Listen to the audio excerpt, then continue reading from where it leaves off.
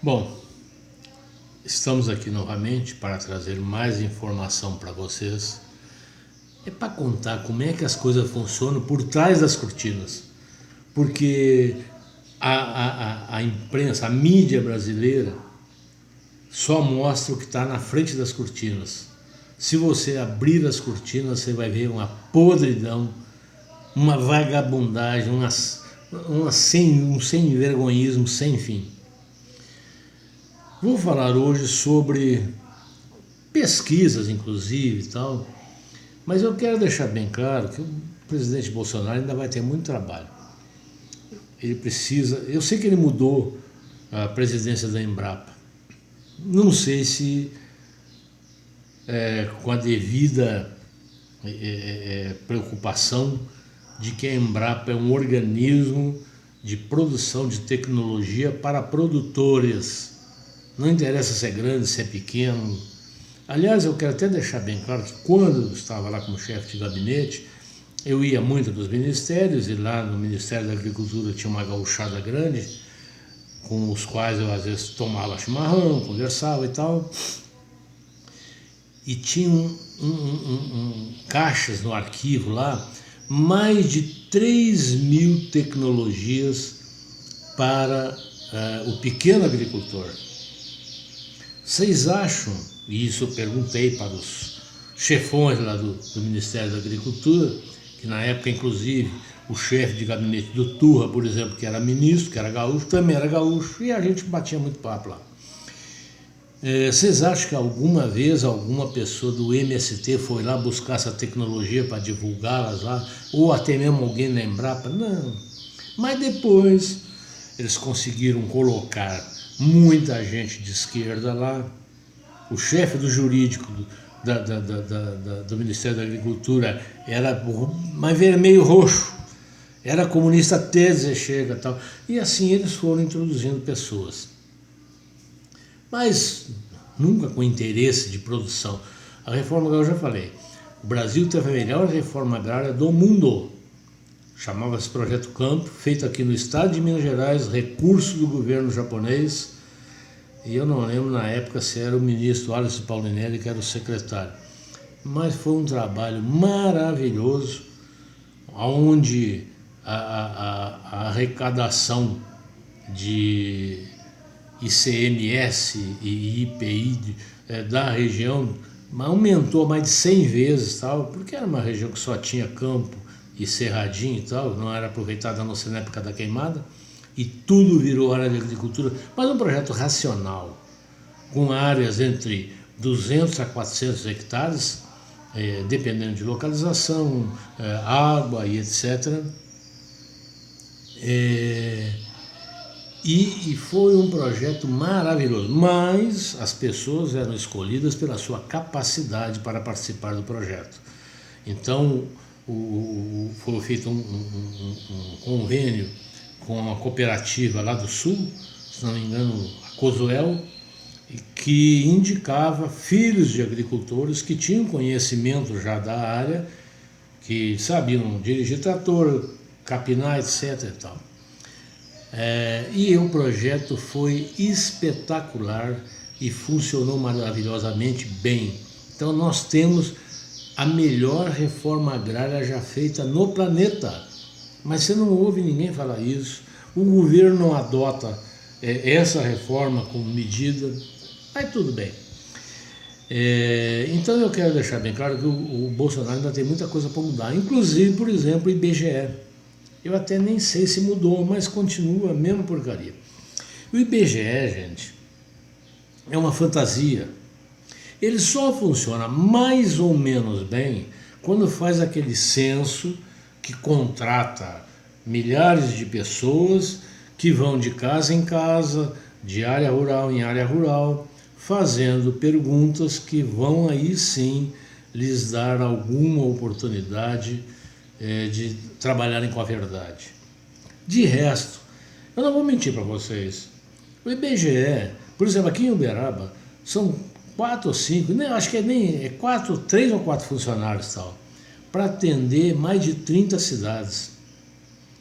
Uberaba, para quem não sabe, é a segunda maior cidade em extensão do estado de Minas Gerais. Como é que eles vão fazer levantamento de área rural? Então, o que o IBGE faz? Ele manda os questionários para outras entidades. Como eu, na época, fui chefe, supervisor do escritório da Emater local, eles mandavam, por exemplo,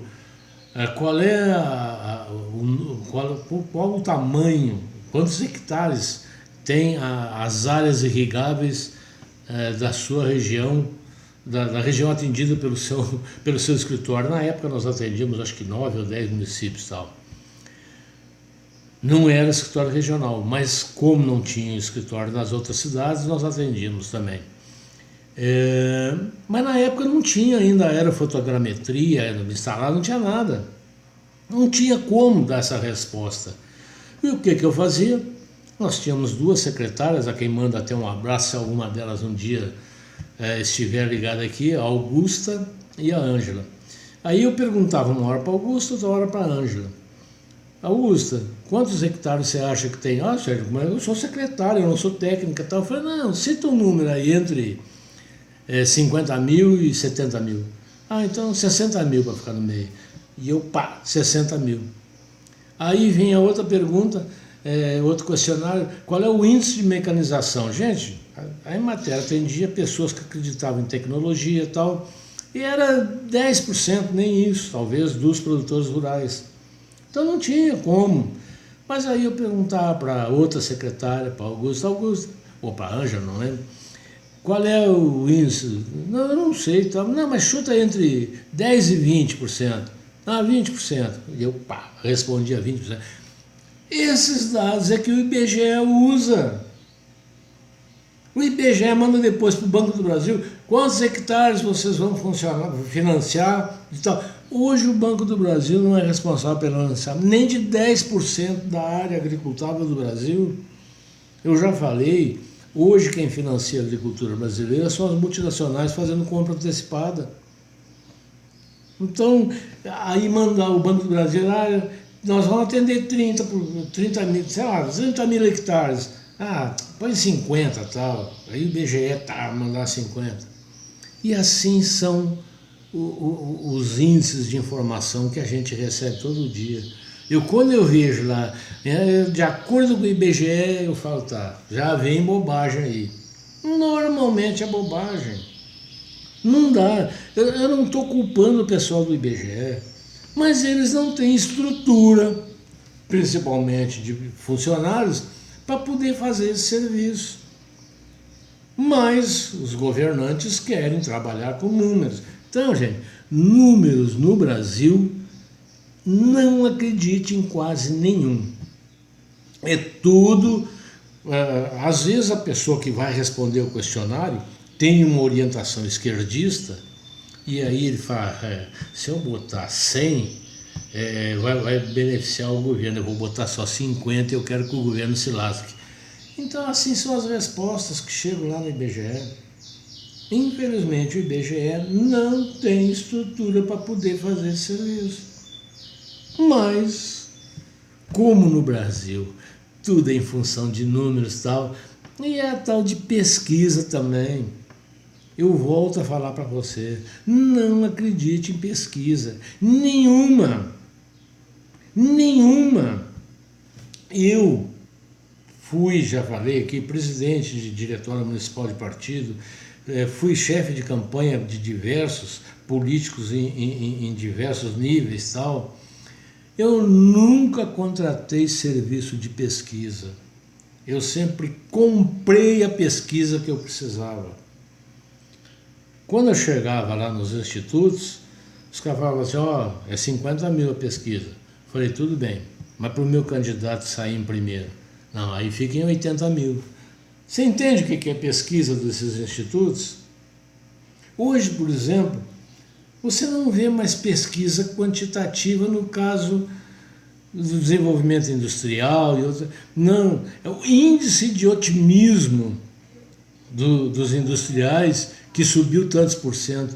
Gente, o que o índice de otimismo interfere na produção? Eu quero saber, a produção aumentou ou diminuiu? Mas eles não fazem mais esse tipo de pesquisa, porque essa dá trabalho, custa caro. Eles fazem do índice de otimismo. Entrevistam 2 ou 3, de preferência, se for o caso, um presidente de qualquer associação comercial aí, que na defesa dos seus associados, não, o que é isso, o trem vai ficar bom demais. Ou então, se ele estiver sendo prejudicado em algum ato governamental e não estiver sendo atendido, não, tá uma porcaria, o trem vai retroceder e tal. E assim é pesquisa, gente. Não acredite em pesquisa, seja ela qual for. As únicas pesquisas que são legítimas são, no caso da política, as pesquisas qualitativas, é aquela em que o aplicador do questionário passa no bairro, onde daqui a 3 dias vai ter uma reunião do candidato com a associação dos moradores. E aí ele vai lá e os caras, não, o problema aqui é o horário do lixeiro passar, é a limpeza de bueiro que não é feita e tal. E aí essa sim é legítima, por quê? Ele passa para o candidato, aí o cara quando chega na reunião lá se antecipa e fala tudo aquilo que o povo já tinha declarado como problema. E fala que, aí o povo, nossa senhora, esse é o homem, ele conhece tudo, pô, você viu, ele apontou todos os problemas que nós temos aqui no bairro. Então, essa pesquisa, a qualitativa, é válida. A pesquisa comercial, a empresa tem um produto que não está indo muito bem no mercado e aí ela quer saber dos consumidores por que eles não compram o produto. E aí vai ser feita uma pesquisa em supermercados, em outras áreas, tal, até de porta em porta, para ter essa resposta. E aí a empresa, baseada na resposta que ela receber, vai fazer as mudanças necessárias para competir melhor no mercado. Essa é outra pesquisa séria. Mas pesquisa política, quantitativa, para falar se o cara está em primeiro, nossa senhora, gente, tudo comprado. Vocês lembram que eu comentei aqui sobre, até, alô, meu ministro querido, Tarcísio, abre o olho, a antecipação da renovação das concessões públicas, que ele até falou que ia fazer uma, não sei. Quando houve o fim, porque ela pode ser renovada, a licitação pode ser renovada uma vez só. Na próxima já tem que fazer nova licitação. E aí o transporte intermunicipal estava com a sua concessão esgotada. Aí o que o Lula fez? Já tinha sido renovado uma vez, 30 anos, gente. 30 anos atrás ela já tinha sido renovada. Aí o Lula pegou e ilegalmente renovou mais uma vez. Ninguém abre a boca, ninguém falou nada tal. As empresas continuaram tendo o direito da concessão de explorar o transporte coletivo entre determinadas cidades, algumas até muito grandes, com monopólio, sem pagar nada. Aí como foi a forma de pagamento? Claro, teve um dinheiro por fora, não tem dúvida nenhuma, e a Confederação Nacional dos Transportes pagou todas, ela e a Confederação Nacional da Indústria, naquele incentivo aos automóveis, aos impostos automóveis. Pagaram todas as pesquisas, Datafolha, Ibope, Vox Populi e tal, que davam sempre o PT como plenamente atendendo a população, que tinha 100% de aprovação nas campanhas políticas, botando os candidatos do PT sempre na liderança e tal. Isso é pesquisa, gente. Não acredite, 90% das pesquisas são compradas e falsas. Durma-se com barulho desse. Um abraço a todos, até o próximo vídeo.